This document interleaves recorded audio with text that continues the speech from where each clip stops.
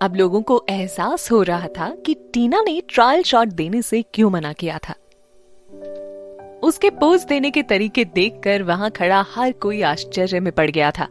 आखिर कोई इतना परफेक्ट कैसे हो सकता है?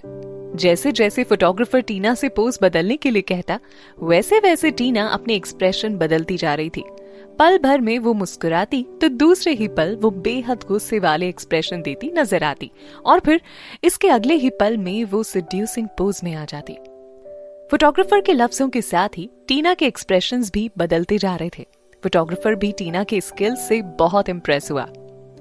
वहां पर खड़ी रितिका ने जब बहुत दिनों के बाद टीना को अपने पुराने रूम में आते हुए देखा तो उसकी भावनाएं काबू में ना रह सकीं। टीना को इस रूप में देखकर उसकी आंखों से खुशी के आंसू बहने लग गए।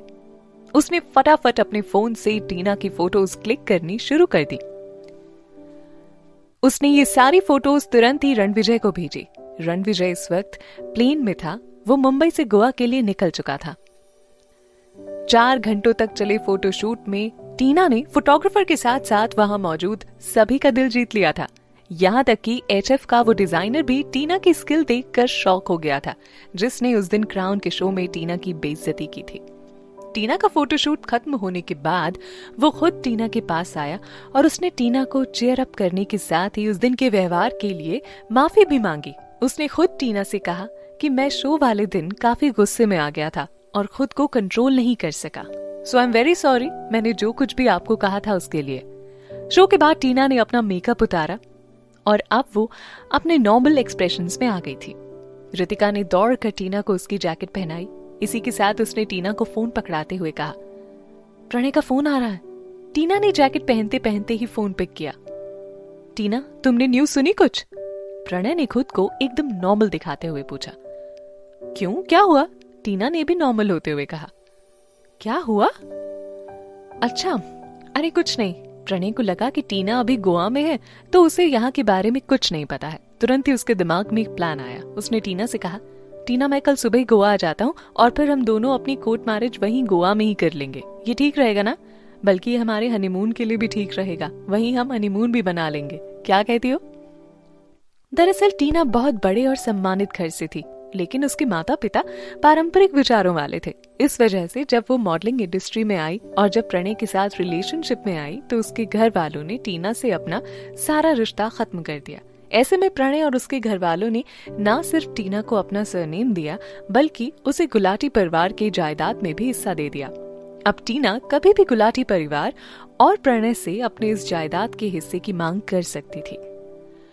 प्रणय टीना को इस वजह से भी कभी कभी खुद से दूर नहीं करना चाहता था। उसके पास खुद की इमेज सुधारने का एक ही रास्ता समझ आया था कि वो जल्द से जल्द टीना से शादी कर ले। तुम्हारा और यूसुफा का जो रिलेशन चल रहा है, मुझे तो नहीं लगता कि हमें शादी करनी चाहिए, टीना ने कहा। टीना, तुम पागल हो क्या? तुम उन फोटोज पर यकीन हो रहा लेकिन मेरी बात पर नहीं। वो सब फेक फोटोज हैं यार। मेरे और यूसुफा के बीच ऐसा कुछ भी नहीं है, प्रणय ने टीना को अपने विश्वास में लेते हुए कहा। अच्छा, और वो वीडियो भी फेक है क्या? तुम्हें क्या लगता है कि मुझे इन वीडियोस के बारे में कुछ पता नहीं है? टीना ने थोड़े गुस्से में कहा। टीना, मैंने वो सब जानबूझकर नहीं किया। मैं तो उससे प्यार भी नहीं करता यार। तुम जानती हो मैं सिर्फ तुमसे प्यार करता हूँ, प्रणय ने खुद को इनोसेंट दिखाते हुए कहा।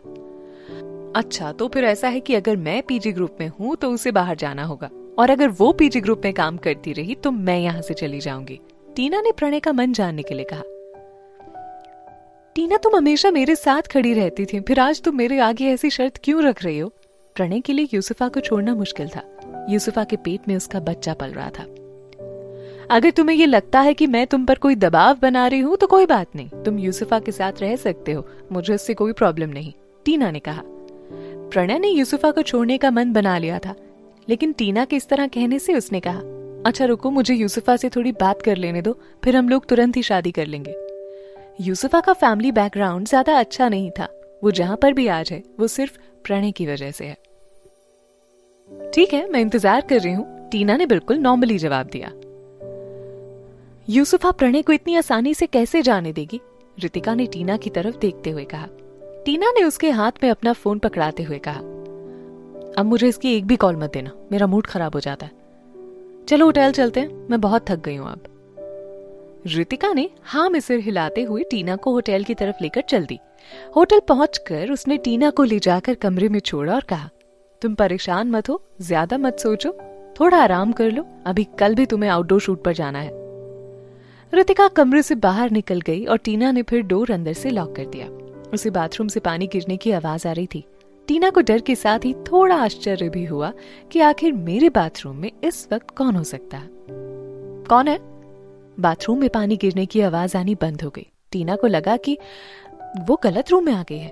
फिर वो जैसे ही कमरे से बाहर जाने लगी, वो एकदम से मुड़ी। पीछे से उसे किसी ने कमर में हाथ डालकर पकड़ लिया। मैं हूं, टीना के कानों में धीमी सी आवाज आई। वो रणविजय था। खुशी के मारे टीना उछल पड़ी। तुम कब आए और यहाँ कैसे पहुंचे? कहा था ना तुमसे, मैं कुछ भी पाना चाहता हूँ वो चीज खुद मेरे पास चली आती है। लो आ गया मैं, रणविजय ने चेहरे पर हल्की मुस्कान लाते हुए कहा। टीना ने खुद को रणविजय की बाहों में छिपा लिया। टीना, मैंने अभी कुछ पहना नहीं है। जैसे टीना ने ये सुना, शर्म के मारे वो रणविजय से दूर हो गई। उसने रणविजय के सीने पर प्यार से मुक्का मारते हुए कहा, जाओ जल्दी से नहा के आओ। अकेले? तुम भी चलो ना, रणविजय ने शरारत भरी मुस्कान के साथ कहा। ऐसा कहते हुए रणविजय ने टीना को गोद में उठा लिया और ले जाकर बाथरूम में शावर के नीचे खड़ा कर दिया।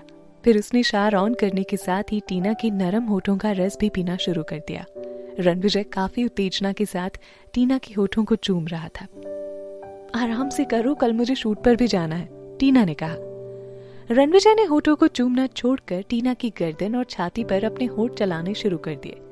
शावर के नीचे खड़े होकर दोनों एक दूसरे को बड़ी शिद्दत से चूमे जा रहे थे, लेकिन अभी तक उन दोनों ने पूरा सेक्स नहीं किया था।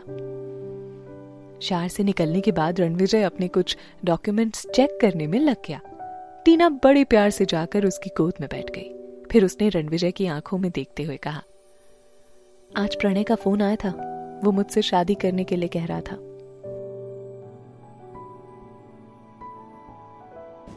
यहाँ बस इतना ही। आगे की कहानी जानने के लिए सब्सक्राइब करें पॉकेट एफएम चैनल को और बेल क्लिक करके अगले एपिसोड का नोटिफिकेशन पाएं।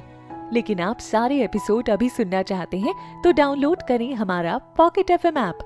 लिंक डिस्क्रिप्शन में है, जहां आप पाएंगे इस शो के सारे एपिसोड्स और साथ ही इसके जैसे और भी बेहतरीन शो। तो देर किस बात की, अभी डाउनलोड करें पॉकेट एफएम ऐप।